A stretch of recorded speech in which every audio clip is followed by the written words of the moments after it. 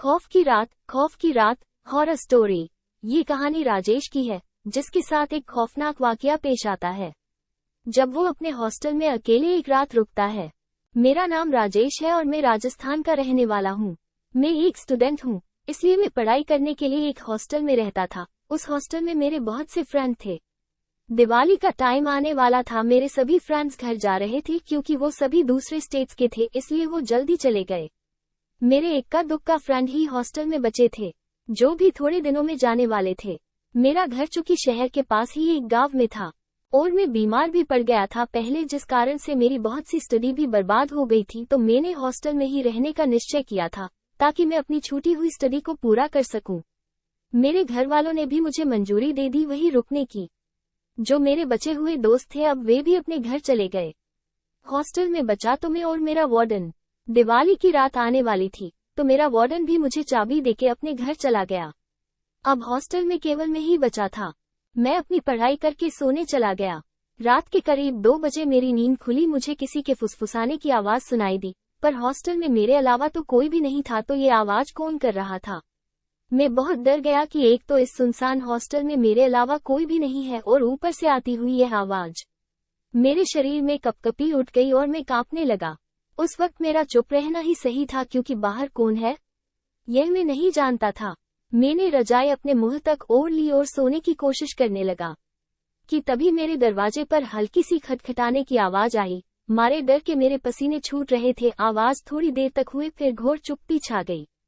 घोर सन्नाटा हो गया पूरे हॉस्टल में। पर उस समय मुझसे पूछो कि डर क्या होता है। रात अभी बाकी थी। मैं खुद को मन ही मन ये बोल रहा था कि और रुको, यहाँ घर चले जाते तो क्या बिगड़ जाता, नहीं पर साहब को तो पढ़ना है, बड़े आइंस्टीन बनेंगे। अब भूख तो यही सोच रहा था कि एकदम से माहौल में फिर से वही डर छा गया। मेरे कमरे के बाहर किसी के चलने की आवाजें आ रही थी। थोड़ी देर बाद आवाज बंद हो गई कि तभी दरवाजे को जोर जोर से उसने पीटा। थोड़ी देर बाद उसने मेरा नाम पुकारा, राजेश। बस ये काफी था एक हार्ट अटैक के लिए। उसको मेरा नाम कैसे पता चला? वो बोला, बाहर तो आओ, दरवाजा खोलो, मुझे अंदर नहीं बुलाओगे। वो आवाज किसी इंसान की तो नहीं हो सकती थी, बहुत ही डरावनी आवाज थी। मैंने दरवाजा नहीं खोला। अब वो चिल्ला के बोला, दरवाजा खोल, नहीं तो राजेश दरवाजा खोल। वो अब बहुत गुस्से में था।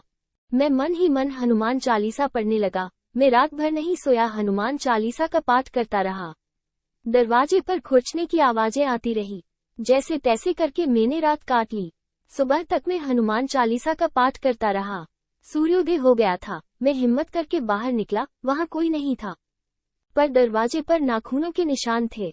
मैं बस यही सोचता रहा कि अगर मैं बाहर चला जाता तो मेरे साथ क्या होता। मैंने अपने वार्डन को फोन लगाया। कुछ समय बाद वार्डन हॉस्टल में आया। मैंने उसे चाबी दी और कहा, मैं अपने घर जा रहा हूँ। मैंने उसे रात का सारा किस्सा सुनाया, पर वो चुप था। उसके चेहरे को देखकर ऐसा लग रहा था कि वो कुछ जानता है। मैंने उसे वो निशान भी दिखाए, पर वो निशान जैसे कभी वहां थे ही नहीं। मैं आज तक उस भयानक रात को नहीं भूला। मैंने उस हॉस्टल को छोड़ दिया। मैं बच पाया क्योंकि मेरे साथ वीर हनुमान जी थे। वो कौन था, कहाँ से आया, मैं नहीं जानता।